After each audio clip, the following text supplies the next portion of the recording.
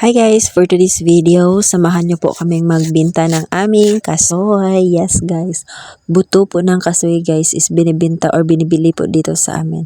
So for today's video, samahan niyo po kami guys magbiyahe papunta doon. So first thing first is safety muna yung gulong namin kasi galing kami sa mga lubak-lubak na daanan or batuhin na daanan. Kaya yan guys, habang nasa highway na kami is pinahanginan or pinalagyan na namin ng hangin yung motor namin. So, fast forward is nandito na po tayo sa ating pinabintahan or namimili ng mga buto ng kasoy.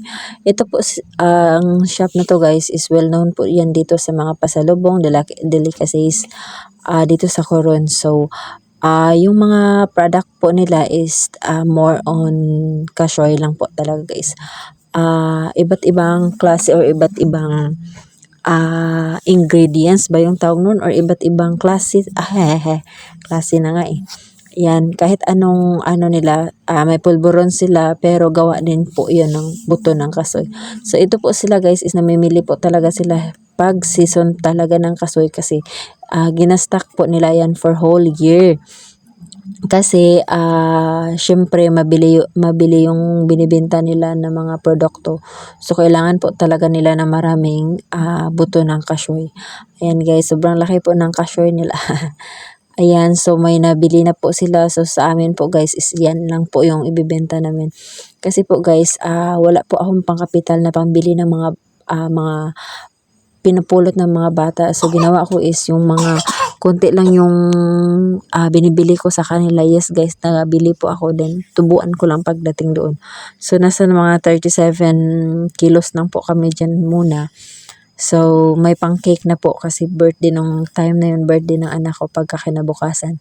Kaya super blessed ka lang din kasi kahit buto ng kasoy wala kang puhunan yan. Yung puhunan mo is yung pinamili mo lang doon sa mga bata na nangunguha din ng kasoy yan. Tapos yun lang din yung ginawa ko din na guys, yung bali halimbawa may 500 ako, yan yung kapital ko pang bili-bili sa kanila, tag 20 yung kilo bili ko sa kanila.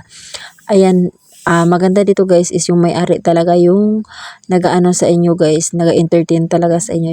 Yan po yun siya, ang may-ari ng Melf Kasoy.